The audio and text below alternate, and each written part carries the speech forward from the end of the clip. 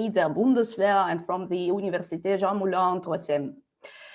Mr. Stroobants has also lectured widely at the Royal Military Academy and the Vesalius College here at Brussels. And together with Serge, we are further delighted to welcome back our very own alumnus, Lea Perekrests, who is currently Deputy Director for Operations at the Institute for Economics and Peace, and will tell you a little bit more about the IEP, its work in Brussels, and perhaps also about the collaboration and internship opportunities therein, which is, I'm sure, something that you will, at least the students among you, among our audience, will appreciate. So Serge will talk about 40 to 45 minutes, and then Lea will come in talking for about 10 minutes or so. So we should have roughly 30 to 40 minutes for a Q&A. And this is precisely what I want to remind everyone about before we get started. The housekeeping, as ever, please use the Q&A function. Just type your question into the Q&A box underneath. Actually, you can do that throughout the webinar. So I'll keep an eye the best I can on these questions. So we hope to address as many of your questions as we can at the end of this webinar. But without further ado, welcome Serge, welcome Lea, and the floor is yours. Thank you. Well, thank you very much, Dr. Marxeux, for your kind introduction, and for not making this introduction too long, because I would feel way too old if you would have said all the other things that are also there. So thank you for that. And it's a real pleasure and an honor to be able to present today the IEP's research, and with a focus on the Global Terrorism Index. And I'm also very glad to be on this call with Lea Perekrests, so my colleague here at IEP Brussels, alumnus from your university. So what I will do is share my screen and start with the PowerPoint presentation. But now I see that I cannot share my screen, so if the administrator could undo that again, that would be fine. Thank you. All right, there we go. So as I said, the basis of my presentation will be the Global Terrorism Index, and this index is measuring the impact of terrorism in the world. But before I do that, I will go over the other annual publications that we issue, and also explain to you what the Institute for Economics and Peace is doing. So we are an independent, non-partisan think tank, and we do a lot of research that is available in open source. And so we try to push that out to as many people as possible with a media coverage around our main publications, the Global Peace Index, the Global Terrorism Index, the Ecological Threat Register, and also our own systemic concept of positive peace, which is aiming at creating an environment in which every human being can flourish, but it's this environment, peace can be created, maintained, scaled up, and developed. Next to this open source research that is available on our website, visionofhumanity.org, we also do a lot of consultancy or advice to governments and international organizations such as the OECD, the Commonwealth Secretariat, the World Bank, and several agencies of the United Nations. Of course, and this is what is again happening today, we engage with the academic world with our research and the publications included in thousands of university courses or reference in books. And as you could see on the screen, a lot of people are reached by our research. The Institute for Economics and Peace is headquartered in Sydney, Australia, and has regional offices throughout the world. So here in Europe, responsible for Europe and the MENA region, the Brussels office, and an office in The Hague that is concentrated in consultancy. For the Americas, an office in New York, of course, quite close to the United Nations, connected also to an office in Mexico City. Why? Because this is a country in which we have been producing now for 7 years a national peace index, ranking the 32 Mexican states according to the levels of peacefulness. And for a bit more than 2 years now, we also have a regional office for Southern Africa in Harare in Zimbabwe. So those are the 3 publications that we released earlier this year that I will also mention in my presentation. Basically, setting the scene of the type of research that we are doing, really looking at potential threats, looking at rankings of what we call negative peace, which is the absence of violence or the fear of violence in the Global Peace Index, have an outlook to the future with positive peace, and also look at several phenomena that could influence peace. And of course, this year, the focus would have been on COVID-19. And this is a publication that we published along with the Global Peace Index in June, really having, I would say, a first impression just after the first lockdown on what COVID-19 could do and how it could influence peace. And of course, after these 3 introduction presentation, or at least the focus on those 3 publications, I will shift to the Global Terrorism Index that has been published just a couple of weeks ago.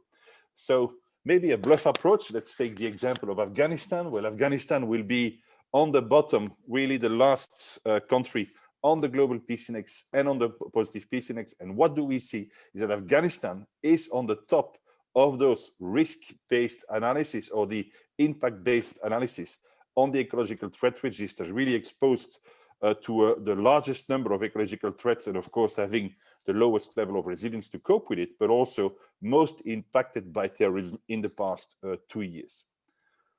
All right, so the Global Peace Index. This is the 14th year that we publish this. We have 163 countries on the rankings, but that's about 100% of the world population. And we use 23 indicators to be able to create this index. These 23 indicators are distributed over 3 families of indicators. So we're going to have a first focus on ongoing domestic and international conflict, a second focus on measures of societal and safety and security. And that's usually those measures of societal safety and security are the ones that are also going to be the core of any potential national index. And finally, we also have 7 measures of militarization, of course, looking at weapon import export, investment and defense budgets, but also there is one positive indicator there, and that would be the investment or the financing of UN peacekeeping operations. So that's a map of representing the results of the Global Peace Index. On our website, where all our research is available, you will always find per index a map like this. This is an interactive map showing you first what, well, colors ranging from dark red, where really levels of peacefulness are low, to, I would say, dark green, where the situation is completely different, and you will find the most peaceful countries there. But you can also click on each of the countries and access the data that we use to create our indexes. So last year, we have noticed a decrease in levels of peacefulness by 0.34%. So those are, of course, just figures. But what we need to know is that in the last 12 years, we had 9 of these type of deteriorations and only 3, and they're also rather small increases, annual increases in peacefulness. So we have seen that the same amount of countries improved and decreased, which is, I would say, good distribution. And the motors or the drivers of this change were in a positive sense. So for the improvements, the terrorism impact, and you will see later on the Global Terrorism Index that last year, the impact of terrorism decreased by 15%. And over a period of 5 years since the peak of terrorism in 2014, we have been witnessing globally a decrease in this impact by almost 60%.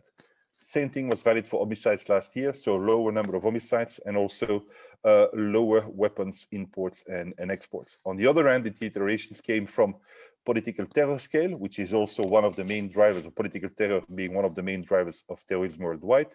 We also saw the number of refugees and IDPs going from 60 million to 70 million at the end of 2019. And this was driven mostly by natural disasters hitting certain regions. I will talk about this in the ecological threat register, but also by an intensification of internal conflict. So this is top 10 of the Global Peace Index, so the 10 most peaceful countries in the world. And you will see that on the top of the Global Peace Index, you will find back rather small countries, liberal democracies, applying the rule of law and applying also, I would say, a democratic system. I guess that's the solution to live in a rather peaceful environment. And of course, Iceland and New Zealand will always be there on top of the Global Peace Index. This is even more easy when your geographical location do not put you inside a more volatile security environment or with larger countries trying to influence your own peace and security close to you. This is the bottom 10 of the Global Peace Index. Of course, we recognize those countries most affected by conflict and most affected by different form of violence in the bottom 10. Unfortunately, you could almost call those the usual suspects to be there in the bottom of such a peace index. Now, if we open the time window to a decade or more, we can identify trends in peace. So I said to you before that over the past 12 years, we had 9 deteriorations and 3 also rather small improvements in peacefulness. And of course, this is leading to an overall decrease over the past 12 years by 2.5% in the levels of peacefulness worldwide. And you can there also see that about the same number of countries improved and decreased in peacefulness. But what you also see on this slide is a difference in size between the red arrows or the red lines and the green lines, which is showing you that it is very difficult to create peace. So even when you invest in positive peace, to see your levels of peacefulness increase, that's a long-term investment. That's a long-term political decision and investment to achieve this goal of creating peace. And you will develop your levels of peacefulness by bits of a percent. On the other hand, when things are getting wrong, when you start to slide into the violence trap, this can go very fast. And this can go by double digit percentages, 10, 12, 15, 20% or more. So clearly you see a difference there between building peace and I would say letting peace loose and sliding into the violence trap. And that can also lead to this type of evolutions that we have noticed in almost the past decade now. And this is this widening gap between the least and the most peaceful countries. And this is happening for different reasons. What we also do when we talk about peace is try to estimate the cost of violence or the economical impact of violence.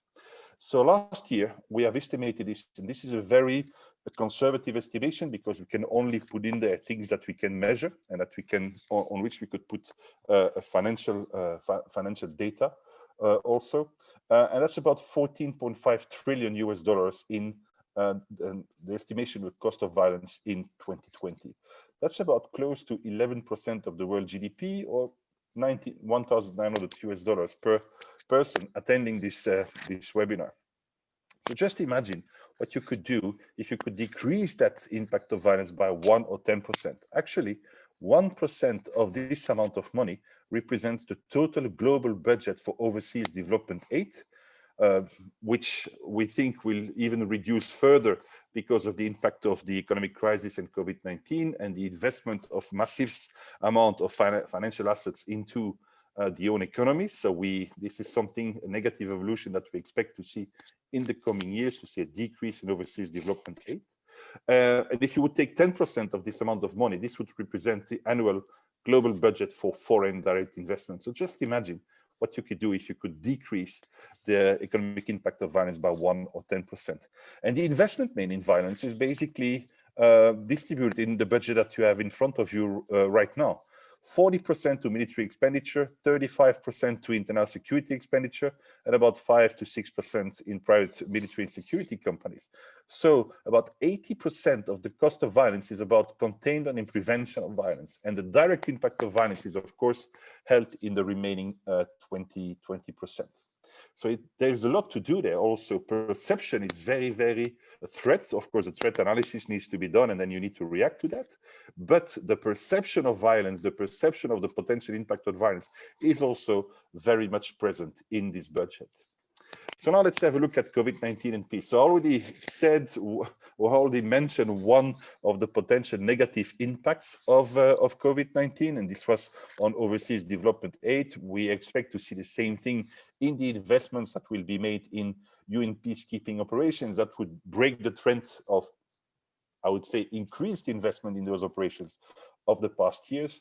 Basically, what you need to look at when you look at COVID-19 are two different elements. It's first the impact of the lockdown. So what we expect is to see COVID-19 becoming kind of a magnifying glass on the socio-economic factors that led to internal conflict that led to an increase in social unrest in the past decade of about 250% on average globally.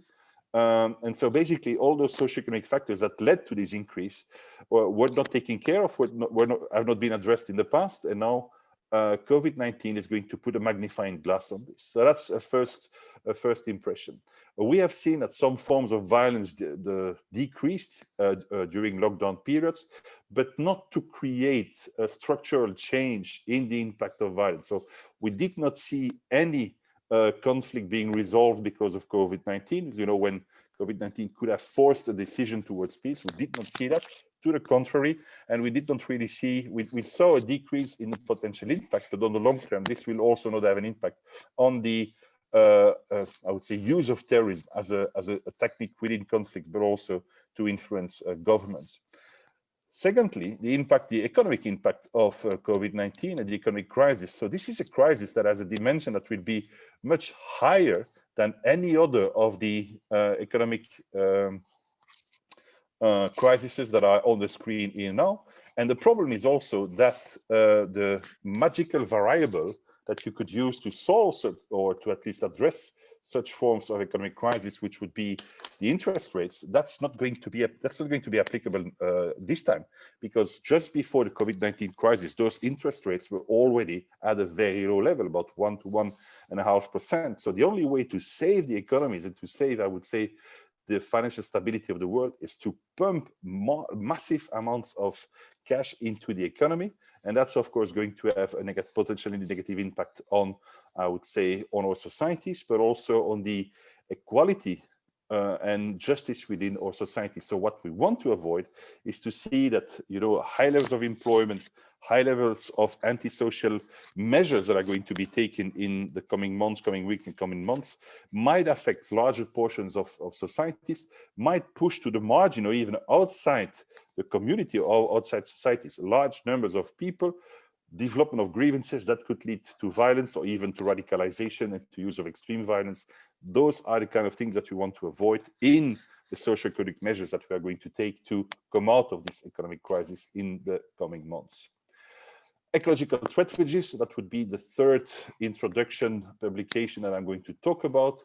So this ecological threat register is a document that we have produced now for the first time this year. Of course, we addressed this matter in previous global peace indexes, but it's the first time that we dedicate a publication on this. And what does this publication do? It is connecting the impact of ecological threats with a measurement of resilience for societies to cope with the impact of the threat. So we are balancing impact and resilience.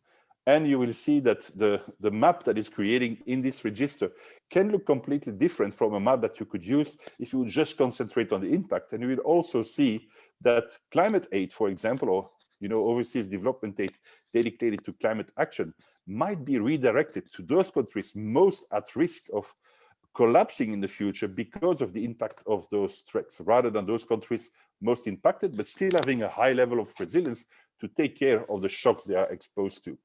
Just as a starter, in the past 40 years, what we can see there is that the number of natural disasters have quadrupled in the 4 last decades. So of course, we concentrate on ecological threats in this register, but we understand that climate change or the climate evolution is impacting the recurrence, but also the intensity of the ecological threats we are looking at. So for us at the Institute for Economics and Peace, these ecological threats on their own could already lead to social collapse if resilience is not developed. But of course, climate change is accelerating and aggravating this movement. That's something that is sure. So the key highlights. So on this register, we only have 157 countries for which we could access data, and we see that only 16 will not be impacted by any of the 8 threats that we are looking at. So the 8 ecological threats will be distributed over 2 different clusters. So one would look at resource scarcity, where we talk about water scarcity, food scarcity, and we will add there an indicator on population evolution, so demographic evolution. So basically we look at an offer and a demand, an offer that is depleting and a demand that is increasing, that will increase over the next 30 years. And then there is a second cluster with natural disasters like floods, cyclones, droughts, rising sea levels, rising temperatures. So 2 clusters, and of course, this measurement of resilience. So we see that 19 of the countries with the most threats are home today to 2.1 billion people. But at about 50% or more than 50% of those countries, you will also find them back in the bottom 40 of our global peace index. So clearly, there is a first correlation that could be established between ecological threat impact and also destabilization, and which is leading to violence. We see that 6.4 billion people live in countries exposed to medium or high ecological threats today. And the study that we made, the register that we produce, identified 3 ecological hotspots where societies would be susceptible to collapse in the future. A first hotspot in the Sahel region, Sahel Horn of Africa region, so really reaching from Mauritania to Somalia. A second one in Southern Africa belt, so really going from Angola to Madagascar, so sub-Saharan Africa. And a third one reaching from the Middle East and Central Asia down to South Asia, so really starting from a country like Syria down to countries like Afghanistan and Pakistan. I would like to ask you to concentrate on those 3 zones, because those are exactly the 3 zones I'm going to talk about in the Global Terrorism Index of countries most impacted by terrorism later on. So if we continue, what we see, and I already uncovered that a little bit, is that when we look at the largest recipients of climate aid, only 2 of the countries that we consider most affected, combining impact and resilience, only 2 of the countries that we consider most affected are in the top 10 of the largest recipients, and only 3 in the top 20. So clearly, there is a discrepancy there between those most affected and those receiving climate aid. We can also imagine, when we look at the figures, and 1.2 billion people would be living in those countries most affected, 1.2 billion people could be displaced by 2050. So we see that those most affected countries, of course, will present the highest risk for displacement, for migration. And of course, we will apply the figures that are already valid today, where we see that 85% of the people would just move or migrate or be displaced within the country, within the region. Only 15% would leave the region, but 15% of 1.2 billion is already a large number of people.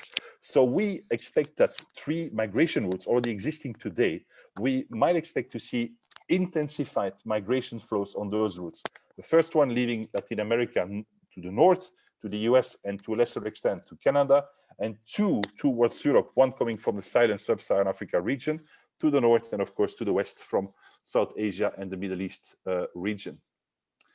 This is a graph showing you those countries most affected, so most exposed to a number of different ecological threats.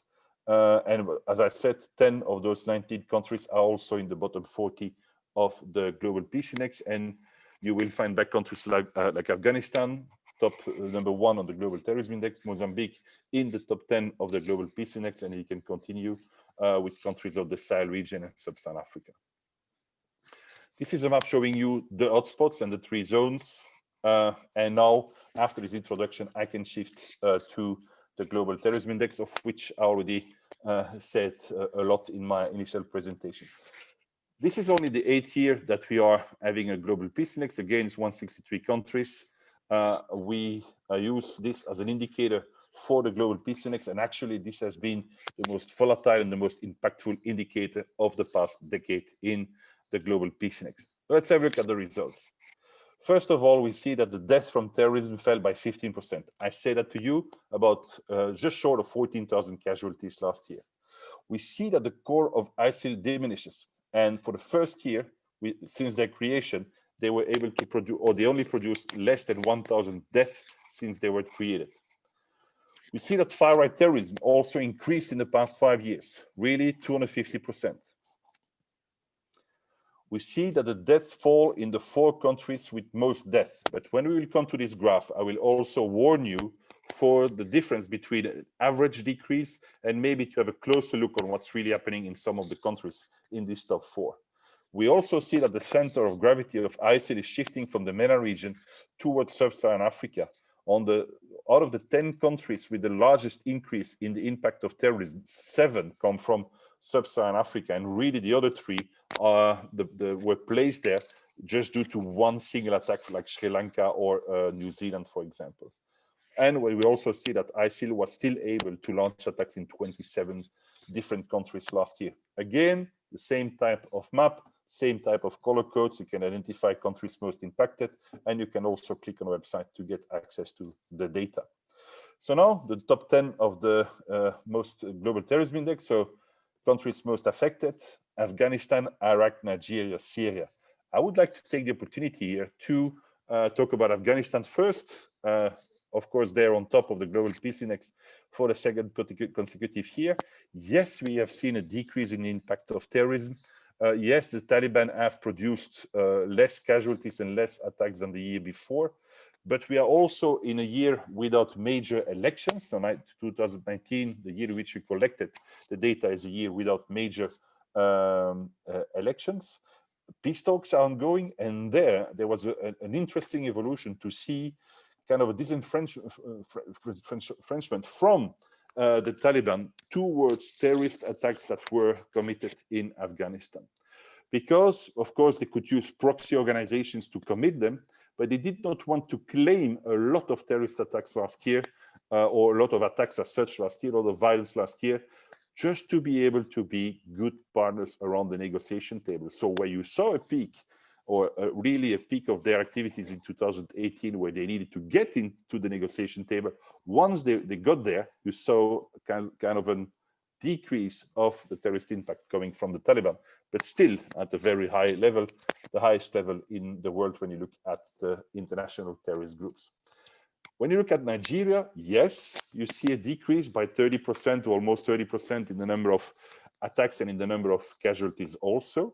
But this is mostly driven by a lower level of activity of Fulani ethnic groups and the confrontation, the clashes they might have in Nigeria.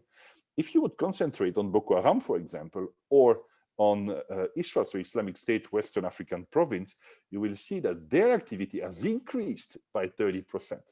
And really in a systematic way, where you would have in early 2019, a concentration of the attacks on security forces and the military, literally pushing them back in what is called super camps, kind of operating bases in Nigeria.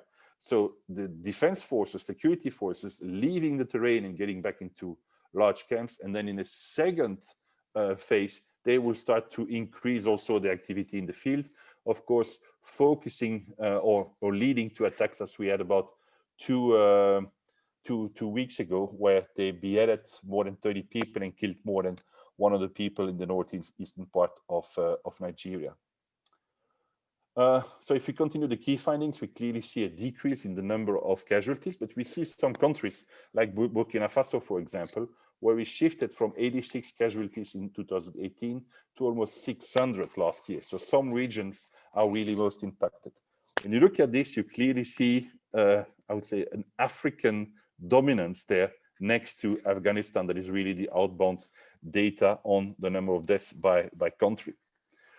So this is the countries that really improved. So basically lower amount of casualties, but I made some comments on some of the countries there. This is the slide showing you the largest increase. Of course, 7 out of 10 there are countries from sub-Saharan Africa. The economic impact, so about 26 billion last year, and also the impact on the GDP. This is only the impact of terrorism as we can measure according to the indicators that we use. So for example, for Afghanistan, only one form of violence is taking away 16 or almost 17% of the national GDP. This type of analysis has been done for 18 African countries by our think tank in support of UNDP Africa. And we have seen for those countries that were on this analysis that about 30 to 40% of the annual GDP is dedicated to violence, which is an enormous amount, an enormous portion of a national GDP to dedicate to violence. If we open to the trends, what do we see? Of course, the peak in 2014, and then after that, the combined action of military defeats, both for Boko Haram and the Islamic State, and of course, a reinforced counterterrorism action in the West. We saw a steep decrease. And of course, what we will see in the future, what we noticed in the past, is a redistribution also of the impact over different regions. So we clearly see on this slide the impact that has been made on the military capabilities and, I would say, overall capabilities of a group like the Islamic State or Taliban. We don't really see that for the other groups. But as I explained to you, for Boko Haram, you see an increase again since 2018. So basically, if you put the pressure on those groups, they will, of course, not have the capability to harm anymore. But what you also need to do is take away the fertile soil for those groups to revive and to restart again once you take away the military pressure. So that's definitely what you need to do. What we also see, and that has been the case for many, many years now, is that the main driver for terrorism is conflict, is internal conflict, is the type of conflict that we are witnessing in most of the world today, which is a conflict opposing non-state actors, and where most of the time the state actor doesn't have the monopoly of violence in its country anymore. And I'm almost finished per region. So we clearly see that the MENA region is now not the most impacted region anymore. And we see the emerging of sub-Saharan Africa, but especially South Asia with countries like Pakistan and Afghanistan. What is really noticeable there is that this is mostly affected or mostly created by only one terrorist group, the Taliban. But the Taliban are only active in Afghanistan and maybe one or two provinces in Pakistan. A group like ISIS, for example, as I explained to you before, active in 27 different countries. Far right, clearly we see a spike of political activity or political motivation for the use of terrorism. In the amount of incidents, it's higher than those incidents inspired by a more religious ideology. But in the amount of death there we see, I would say, another figures. Of course, the two spikes would be Anders Breivik in Norway in 2011 and the attacks in Christchurch in 1819. We see an increase by 250% in the West, and really this started after 2010, 2011, and the manifesto produced by Anders Breivik started to, I would say, feed the narrative, and was also a base of inspiration of many people who committed attacks afterwards. That is, of course, concentrated in Northern America, Europe, and Oceania. This is a distribution of the far-right incidents and death from terrorism. So, of course, you see those spikes in New Zealand and Norway, but you clearly see a concentration in the United States. And when you look at the 250% increase, it's not Europe that has been fueling this increase over the past decade for sure. There has been an increase in Europe also, but not of the magnitude of what you could experience in the United States and Northern America, for example. I think that's, and I think I have one more slide after that. Those are figures, and this is a graph that really struck my mind the most when I discovered the results of the Global Terrorism Index and also the annex research that has been produced for that. This is an evolution of the acceptance of the use of violence to attain political goals, or at least partially use violence or justification of violence in the United States by partisan. And clearly, the past year, you see this spike of the number of people that would accept the use of violence to attain political goals. Really blew my mind and gives you an impression of the current situation in the United States. I will skip this. I spoke about this a lot of time before, the things that you need to do, where it goes wrong, and the deterioration in Western attitudes that could lead to more violence within our societies. And this is the last slide I'm going to show you today. It's more of a systemic approach, feedback loops that on how to address terrorist groups. So what you need to do is cut the access to media, cut the access to the propagation and the dissemination of their narrative and their recruitment activities. You need to cut the funding. And when you look at EU legislation and EU policies of the past 5 to 10 years, this has been focusing on funding. And when presenting the Global Terrorism Index to the EU CT coordinator, it clearly said, well, we focused on that. Media should also have received more focus from our side. And of course, what you need to do is take away this fertile soil for those groups to be able to recruit sympathizers. Remember, COVID-19 do not push people on the edge of society, because this is where the recruiters are really finding those easy targets to approach. That's definitely something we need to do inside of societies, but also at the level of global society.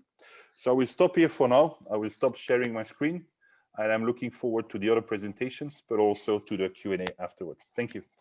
Thank you very much, Serge.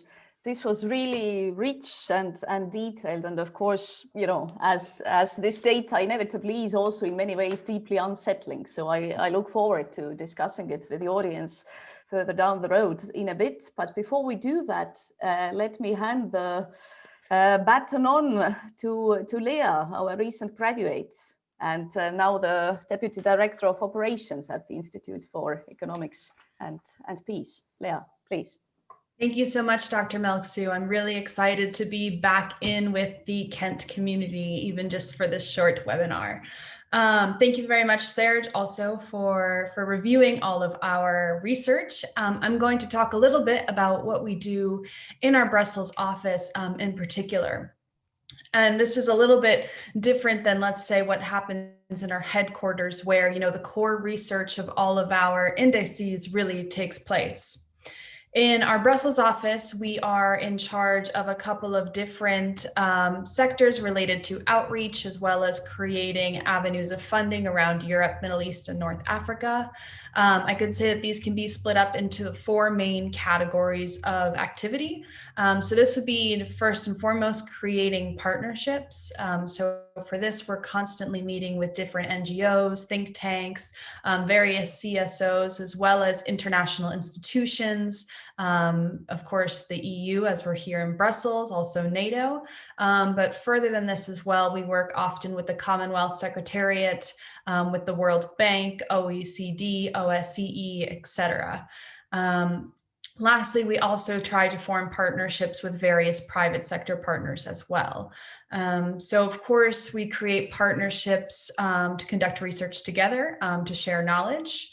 And a part of this is our consulting work.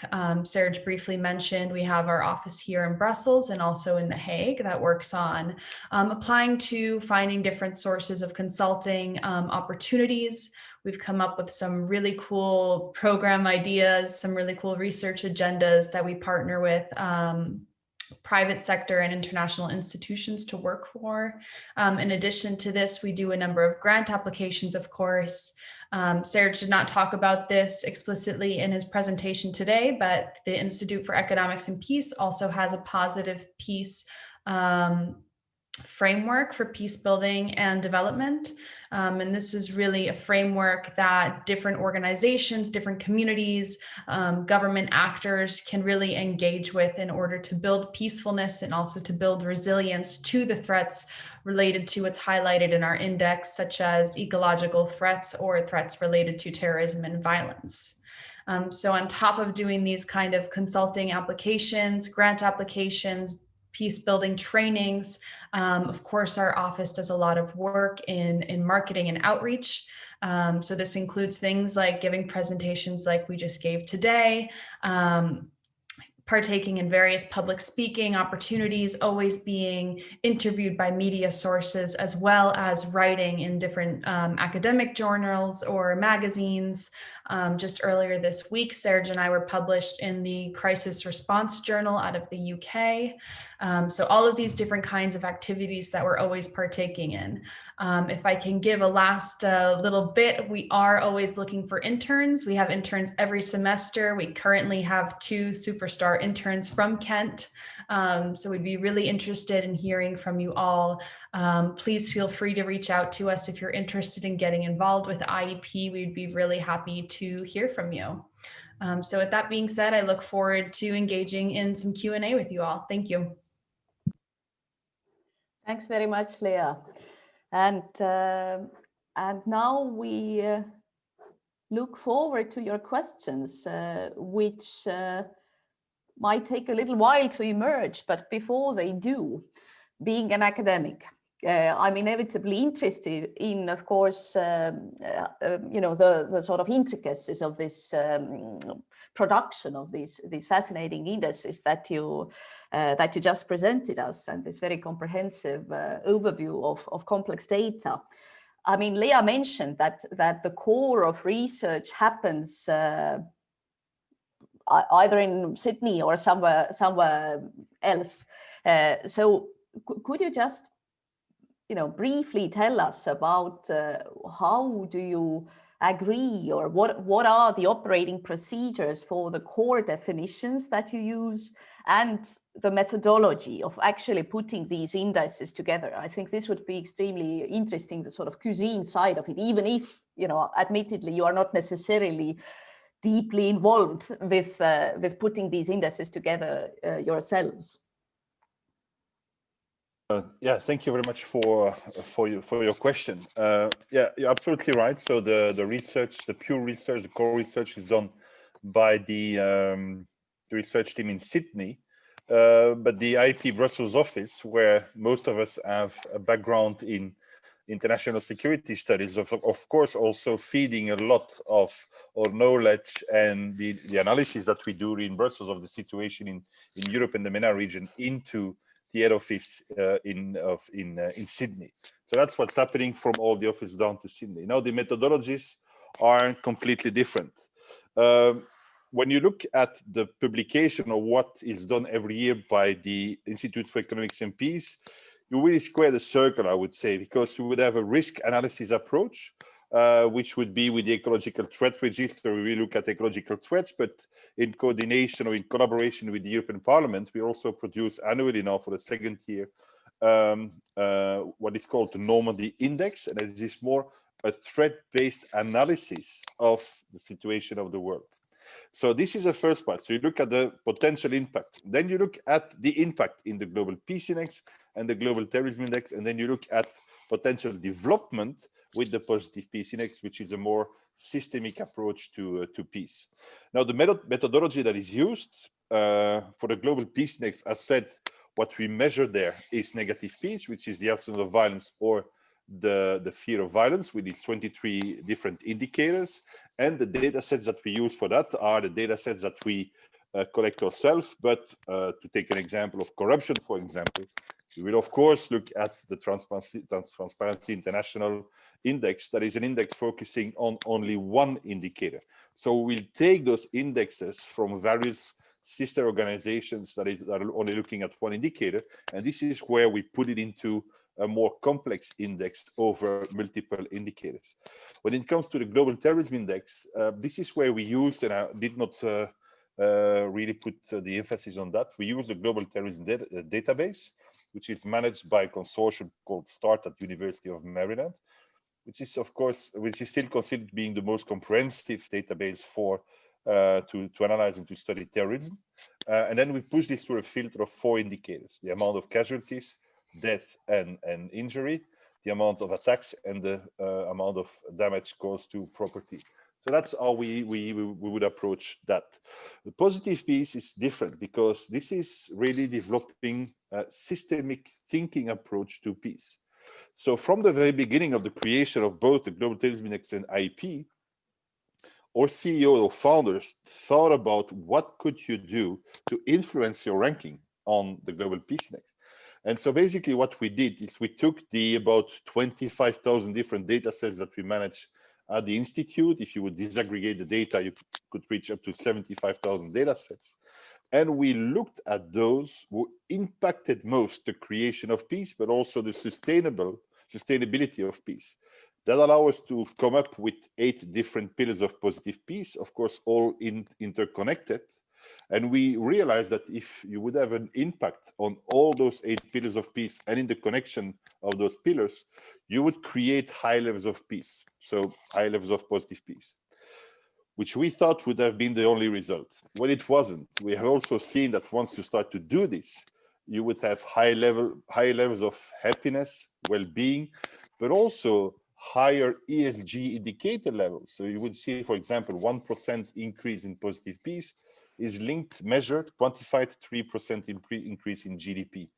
there would be positive effect on credit ratings, interest rates, exchange rates, inflation rates. We also see better forms of governance, better or lower social and socio-economic grievances, but we have also seen a positive impact on ecological resilience.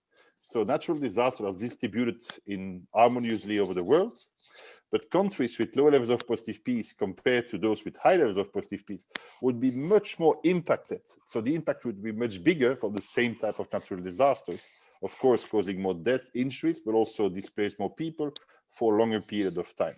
And so clearly, that's why we think that positive peace is providing a measure of resilience or even a surrogate measurement of the SDGs for those who cannot be measured or for those where the indicators do not come along with good data sets. Serge, can I add something in here? Yeah. So he briefly mentioned when we do create the Global Peace Index, we are using between 15 and 20,000 different data sets. And a lot of our work is in harmonizing these data sets because there's so many different classifications that exist. Every government has different methodologies for collecting their data. Of course, this also then includes, well, which indicators can we use responsibly in an index like this? Of course, we have 27 indicators. You could add in another 27 pretty easily, but it comes down to the point of either there's not data collected in all countries, or there's just no common definitions where data could be compared responsibly. Lastly, the last point I wanted to add about how we come up with our methodology behind all of this. We also are supported by a board of international experts, and they also are with us throughout the process and ensuring, basically double checking all of the work to ensure that it aligns with the correct policies, etc. Thanks very much. To the audience, please do feel free, don't be shy, do send your questions, post your questions via Q&A. In the meantime, I mean, there are so many of these big disconcerting trends that you drew out and highlighted. And maybe if we start with this observation that grew out of your I'm not anymore, well, it must have been the Global Peace Index, yes. The widening gap between the least and the most peaceful countries. I mean, this obviously, reminds us of also the widening gap, that happens in terms of within states and intra-societally, that there is a 1% of highly wealthy people and then 99%, which is all the rest of us, right? So this is sort of stretched to the global scale. What would be the reasons and what would be the ways out of this pretty bleak predicament? Thank you for your question. I guess the answer to the second part of your question is the easiest one. It's positive peace, because it would create more just, equal, equitable, and just societies. And that's exactly what we need to look at. When you look at the different pillars of positive peace, what are we talking about? Good levels of governance, acceptance of the rights of others, good relations with your neighbors, free flow of information, low levels of corruption, development of human capital, sound business environment, and go on, it can go on. So basically, all those different pillars are almost evident, straightforward, but it's a connection of all those that are going to create stronger, more resilient societies. What we are looking at is to transform a vicious circle into a virtuous circle. So what we see is that low levels of positive peace, high levels of grievances, leading to violence. You need to answer violence by violence most of the time. I mean, remember what I said about the cost of violence for the Global Peace Index, and that's money you cannot reinvest in positive peace. That's what you need to change. If you create a stronger and more equal, equitable, and just society, and as I said, we need our own society, but also into the global society. And you're absolutely right to say, you can even have another comparison. What about 1 billion Westerners and 6 or 7 billions of non-Westerners, and this difference throughout the world? So when you do this, you can create a lower level of grievances, and please also bear in mind this evolution of civil unrest over the past decade. Lower levels of grievances leading to less violence. You can settle those grievances by mediation and negotiation, and all those money that you do not have to invest in in violence can be reinvested in your society. And there I would really reach back to what I said about the economic cost of violence in African countries that are impacted by violent extremism, 30 to 40%. For such governments facing that, measures of development, Ministry of Health, ecological threats or environmental risk are luxury. This is luxury for this type of government, because they need, I'm almost forced to invest so much money and such a large percentage of the GDP into conflict and into violence. So, and I guess that's where you get into this systemic approach. Like the challenges, the problems that we are facing are systemic, and we see that different factors influencing peace and security that we could describe as individual storms start to gather, and you will find in those hotspots, in those zones, those different factors all impacting at the same time into societies, into systems that are already on the verge of collapse, really destabilized, and that do not have the resilience to really answer or take into account both the internal and external shocks and vulnerabilities they are exposed to. And I guess that's what we need to work on as a global society, is making sure that we can support those countries, those systems, those areas that are on the verge of collapse, because we see clearly, and Africa is a good example of this. You know, we see now a concentration today of the impact of terrorism in sub-Saharan Africa.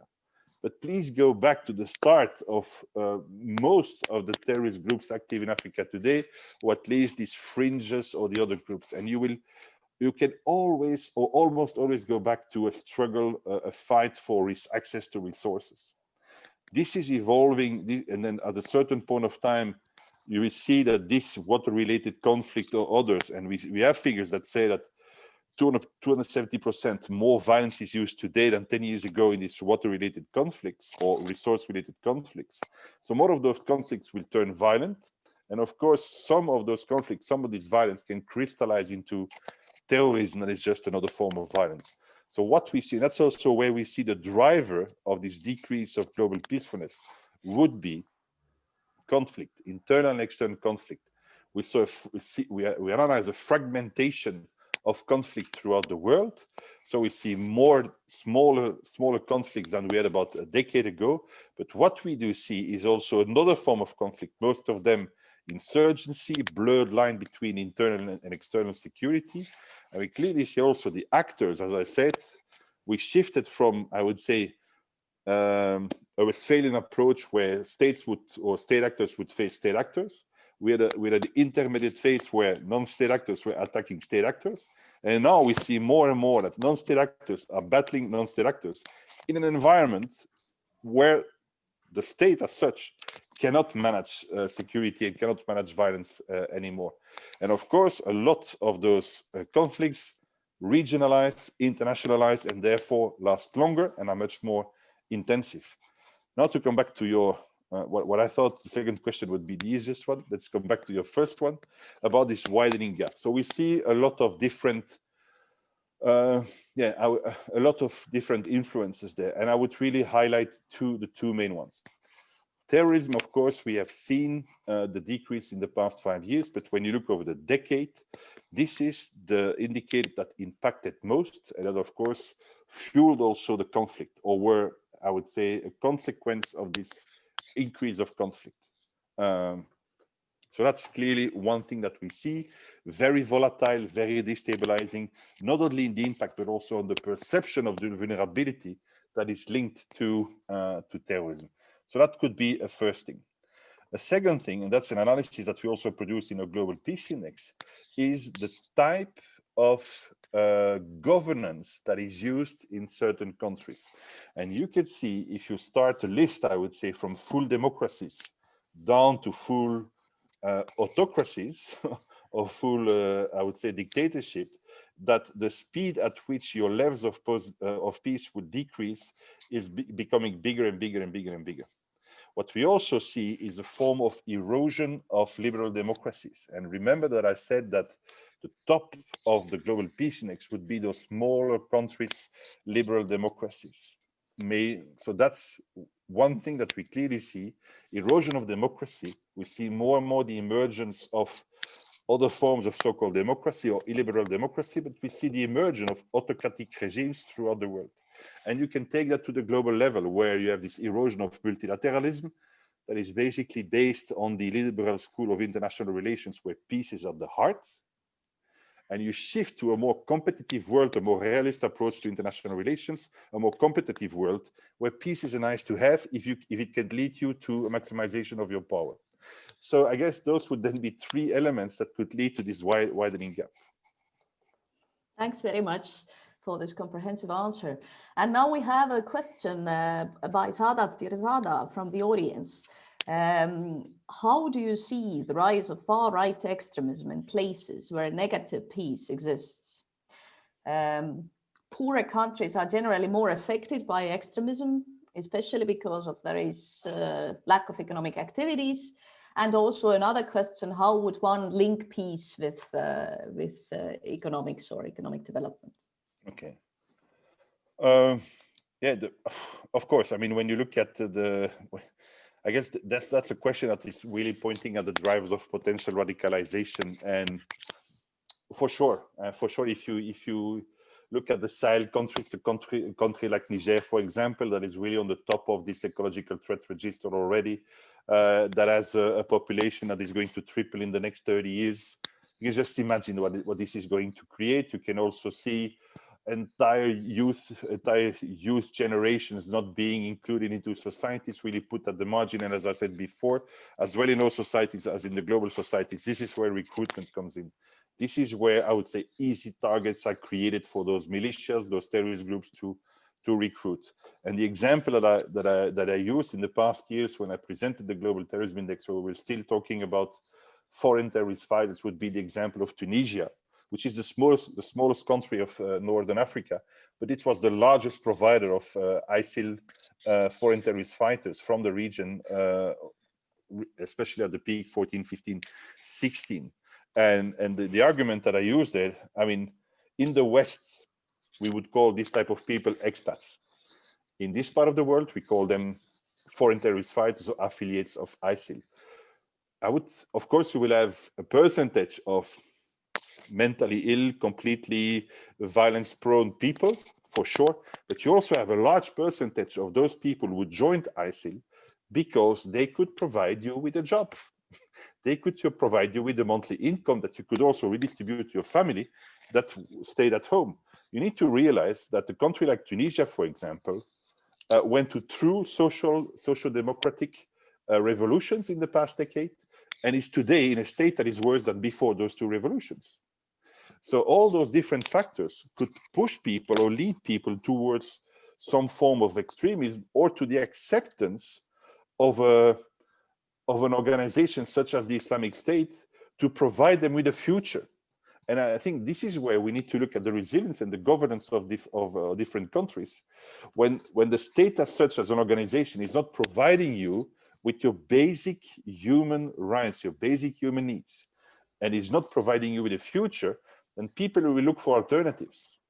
And I have trained myself in positive peace about 200 young Libyans in 2018.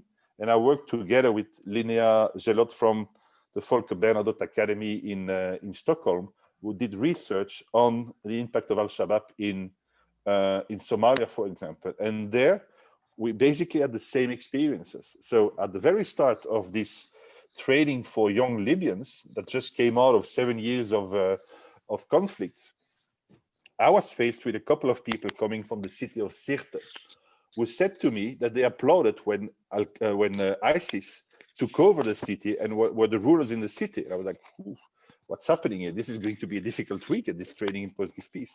What they wanted to tell me is that when you are 18, 20, and your entire youth, and even before that, under the regime of Gaddafi, has been characterized by anarchy, violence, conflict, death around you, a lack of governance or absence of governance, then even if a crazy ruler comes in and brings some kind of framework in which you are safe, you can become an actor of society again, then you will choose for that.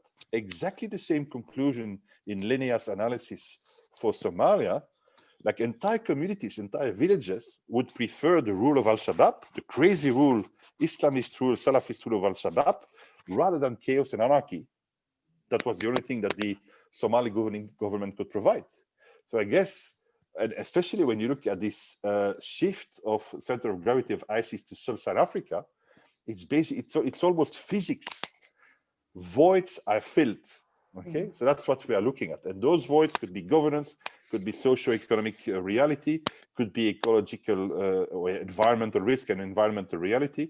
Those could be multiple sources for that. And I guess that's what we are looking at. Serge, if I can jump in here. The question was also about why extremism could possibly take place in countries that have stronger economies or have stronger state functions. And I think that it's important to highlight that it is about a lack of economic opportunities that plays a role, but also about perceived lack of economic opportunities or perceived threats to your opportunities. So all of these things can really come into play when you have extremism developing in already very developed countries. So that's also something to take into consideration. Of course, this could expand into a very long conversation about the role of media and widening window of perceptions towards violence. But I think the key word here is also perceived grievances.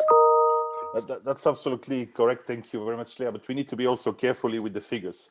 I spoke about 14,000 casualties last year impacted by terrorism, 89 by far-right attacks, far-right movements. So yes, you see a steep increase, and it's, of course, this is fueled by polarization in society. This is fueled by political debate. This is fueled by, as you said, perceived discrimination within society. But this is still, I would say, a form of terrorism, an emerging form of terrorism next to eco-terrorism, for example, that in figures is much lower than anything else that we see.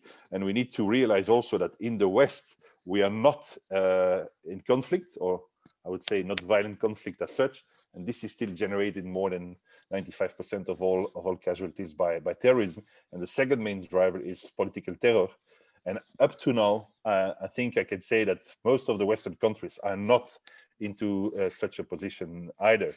So we are looking at the emergence and potential shift in landscape, but the impact so far, that's almost marginal to other forms that we have seen in the past decades. But you're absolutely right. It's all about perception, and then this window of Overton that is moving and that is allowing to have much more radical narrative accepted by the media and accepted by population. And what we clearly see also is, and that's what I did not focus on in one of the last slides, is this fractioned elites that start to oppose each other, and really everybody's leaving the midfield and is going towards the extremes. And this is where the opposition is at the highest level. Absolutely. Thanks very much. Yet again, if I may come back to one of these points that you made towards the end of your presentation, Serge, which was about another, of course, unsettling trend, the sort of acceptability or the acceptance rates of the use of violence being on the rise pretty seriously, significantly in the United States. And of course, you know, one is tempted to speculate here about how the past 4 years of Trump presidency might have played a part there, and I, you know, appreciate if you do not want to go there, but if there is some more granularity perhaps that you can offer in terms of how long you have followed these acceptability of violence trends in conjunction with your study of, you know, the terrorist incidents in the West, that would be of interest. Okay, so Lea, prepare to answer that question also. You are from the US, so you are like my best target to push off this question towards you. And I know you have a very strong opinion about this. We have looked at different, different aspects of this social evolution in the United States in several of our indexes and publications in the past year. So this is, of course, focusing on the use of violence. And I would say, one of the explanations that I would try to give to this is exactly what I said before about grievances that could turn violent, and the use and violence is kind of basically combating violence also. what a lot of people and all those social movements that we have seen emerging in the past year in the United States and globally also, it's all about fighting injustice. And what we have seen in the past is that a lot of violence has been used to put in place an unjust system. And so I guess a lot of people realize that if a system is put in place with violence, then violence could be a system also to put it apart and to bring in a new system. I always think that societal evolutions or systemic evolutions, let it be in one country or worldwide, always exist after a confrontation, after a conflict, and usually not before, because it's those differences that can lead to conflict and the use of violence and not the other way around. So that would be my first approach. The other thing that we saw, and you opened the trap there for me to fall into a criticism on President Trump, but I saw it, so I'm dodging it. It's clearly about, trends, of course, have been accelerated by the style used by the Trump administration, but there is no really break in the trend that has been introduced by previous presidents. For example, in not this one, but the previous Global Peace Index, we had research by Gallup on the acceptance of leadership in the world. And we see today that more people in the world, about 55%, would accept Chinese leadership rather than US leadership. But this is a tendency that started with the first term of President Obama. So you had a slow decrease of this acceptance over the 8 years of the Obama presidency, and then of course a steep decrease after 2016. So I would see more, or another debate, for example, revival of European defense and US pressure on its European allies. This was discussed in 2014 at the Wales Summit by President Obama, and I'm pretty sure that President-elect Biden, in his approach to Europe, will continue to ask for burden sharing and enhanced responsibility from the European partners. So this is like long-term politics, and of course, the attitude or the way it was put forward by the Trump administration is going had an accelerating effect, a negative effect, but those are more long-term trends. So this acceptance of leadership by the United States, also inside the United States, really, I don't think that a lot of people in the United States today still want the United States to be the policeman of the world. Maybe we concentrate on the country itself. There are enough problems inside that you don't need to address all the problems outside. And also the complexity and the competitiveness in the world today is, those are trends, those are much longer trends than just the past 4 years. Lea, get me out of there. Oh, thanks, Serge. Thank you so much. No, I mean, speaking to this long-term trend, of course, I mean, this is also me speaking personally, not as IEP, of course, that Trump didn't create the situation. Trump is a byproduct of what's been going on in the US society for a while, regardless. So he's more of a symptom than the cause or the root nature of this. However, as Serge mentioned, the style of his politics certainly could be widening a window for non-diplomatic discussions happening on both sides of the field. That being said, also, I think polarization has a large role to play in this. I think when you have a two-party system, that this is going to take place naturally. I think that's really one of the main sources of a lot of issues that are going on in the United States, is that there's only two parties. The media has become increasingly political. If you look on our Positive Peace Index, you can see that the quality of information reaching the US population has deteriorated over the past decade. And I think a lot of that has to do with the politicization of major media stations. So that as well is definitely going to increase polarization, increase these black and white theoretical approaches to politics that are ultimately just going to result in increased hate towards the other side. So that is my short answer as to how this has developed over the past 4 years. Thank you, and that of course very much concurs what the academic research has been highlighting as well in terms of the sort of militarization of the society and the sort of natural instinct to succumb to violence, perhaps, which is more more there than perhaps one would want it to be. We still have a few minutes left for questions. So anyone among the audience, do feel free to type it into the Q&A box. And in the meantime, yes, Serge, you want to come in? Yeah, I want to come back on the last thing you said. So, of course, we saw militarization of internal security forces, you know, when the US started to pull out of Iraq, Afghanistan, and the surplus was redistributed to the police forces. What is important to know is that more than 100 countries increased their levels of positive peace over the past decade. And in general, we saw an increase in positive peace in the past decade. The only region that did not do that was Northern America and the United States. So we clearly see a decrease in positive peace in the United States, which is usually an indicator for more violence and slide into some kind of violence trap. So we saw those indicators over the past decade in the United States for sure. And Lea spoke about, you know, those indicators that were the drivers of this decrease in peacefulness over the past decade. And clearly, when you present a violent posture, then that will be answered by violence also. And that's what we need to take away. We need to take away those drivers for violence, but also this perception that could lead to the use of more violence.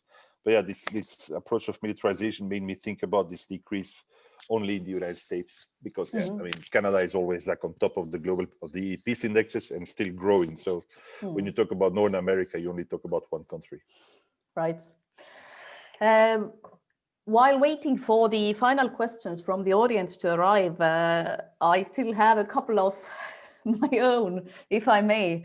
One thing that, of course, again, might be too much of this sort of academic nitpicking that academics get excited about, and no one else but academics would. But in security studies, of course, there is this question about the distinguishability between threats and risks. And I was again wondering, you know, what kind of definitions for these core notions do your indices operate with and use? And another question, perhaps relatedly, because risks are about, you know, things that might happen, but not necessarily, perhaps are not yet there by the commonsensical reading of them. What is the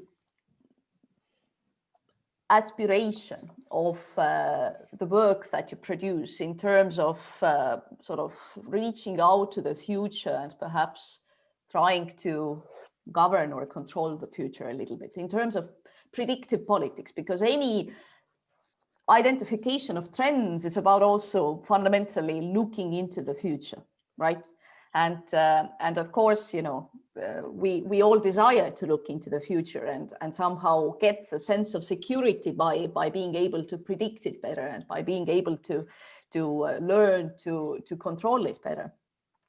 How does your institute, perhaps as a whole, in terms of the research that you put out, see the research that you do in this ambition and against the backdrop of the ambition of predictive politics? All right. Well, thank you very much for that question again. It's very, yeah, it's very hard, but it's good.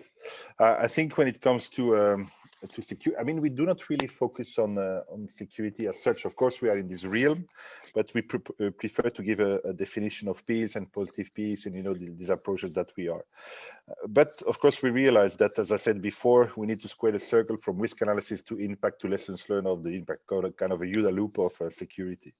So if you go back to a very common definition of security from the Latin world, sine cure, so without any risk or any threat that is posed to you, I guess this is where we stand. And you know, I know it's a long debate, the difference between threats and risks. It's all about the potential impact and also the timeline on which it will impact.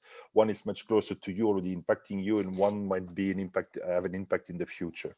So what we would like to, what we are doing at the Institute for Economics and Peace is definitely also identifying the current levels, but also identify certain trends and provide an analysis that could allow, I would say, three main groups to use the data that we produce. And this main group is, I would say, the general public. That's why we have those media pushers. That's why we try to provide most of our resources online, open source.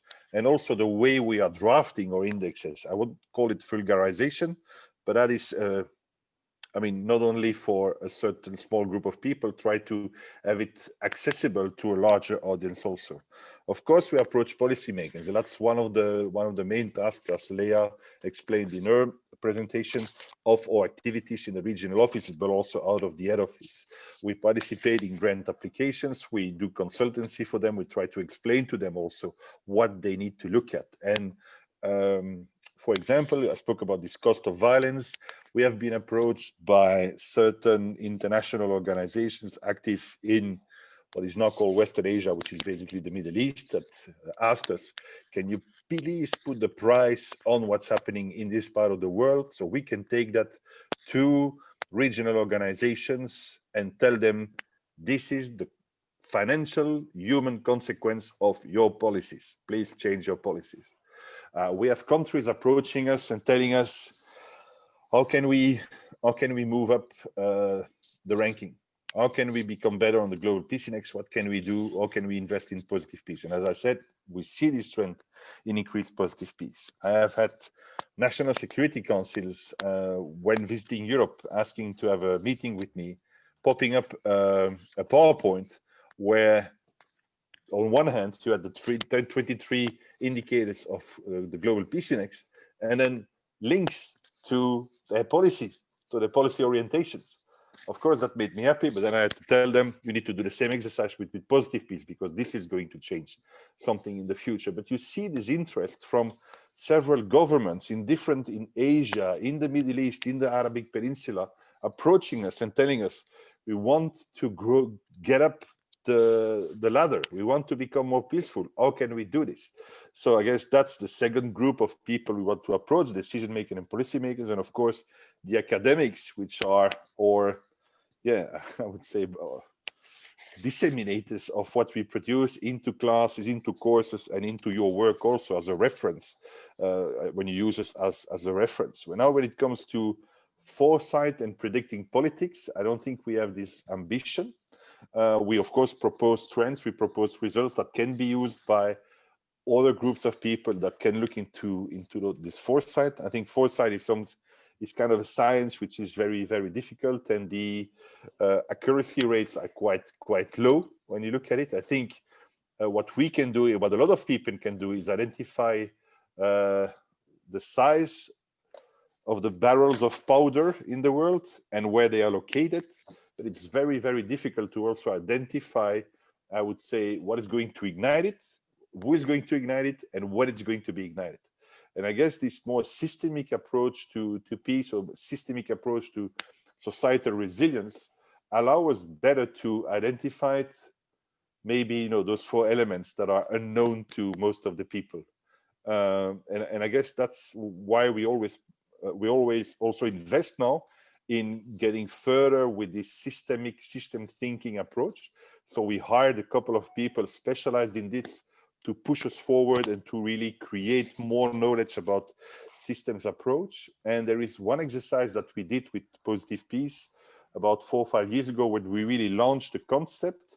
So what we did is apply what we call the Positive Peace Deficit Foresight System.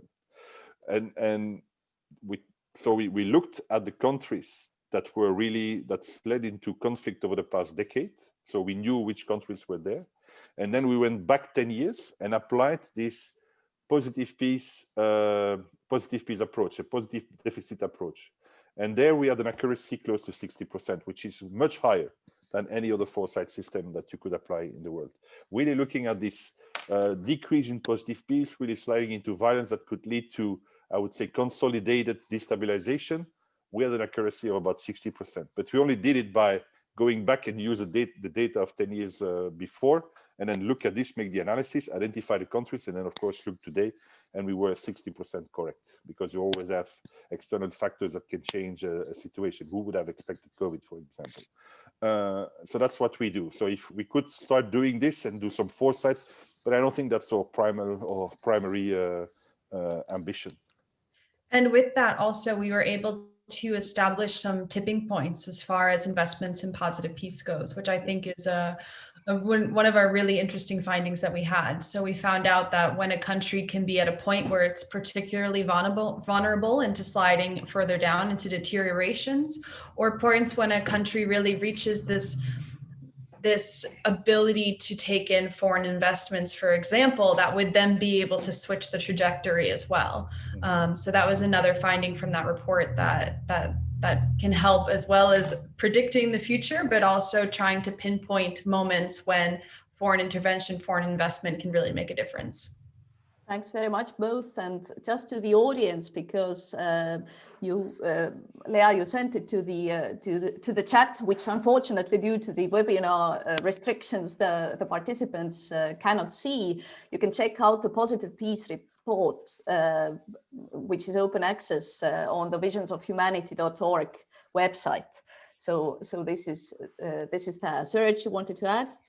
Yeah, I'm going to share my screen again and show you something that I did not show. I cannot do it again. So if you can unlock it again, maybe the last part of propaganda for IEP that I'm going to use today. So if I go just like one more slide in my presentation, or I will try to get there. This is basically something that's a book that has been written by our founder and CEO, Steve Killalay, that is explaining the evolution of peace in the past decade, but also the work of the Institute for Economics and Peace and how to address it. So the book is called Peace in the Age of Chaos, the best solution for a sustainable future. So if you're looking for foresight, that's maybe a nice gift under the Christmas tree. And that would also support our activities. So thank you for that.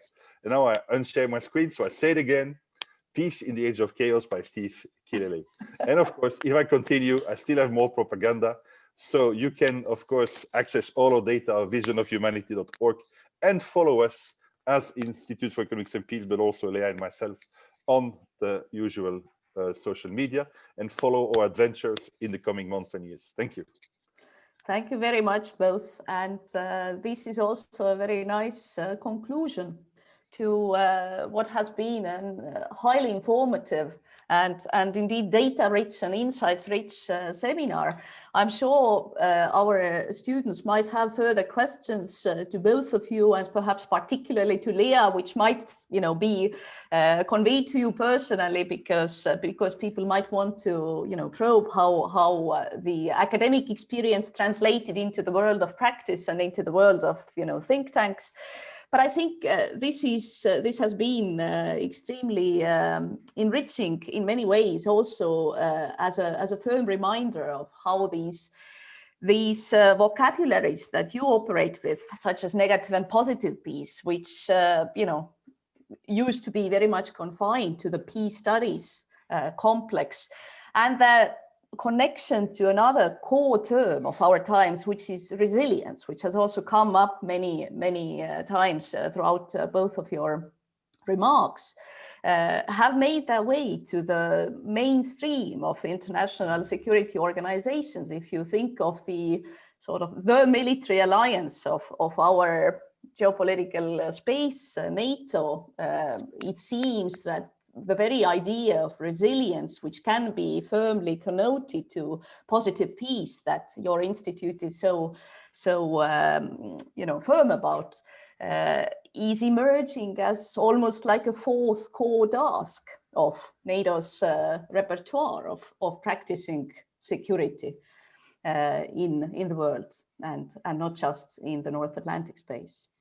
Thank you both very much for this afternoon, and thank you, our audience, for being there, for tuning in, for your questions, and all the best of luck to everyone. Thank you very much. Pleasure. Thank you. Thank you.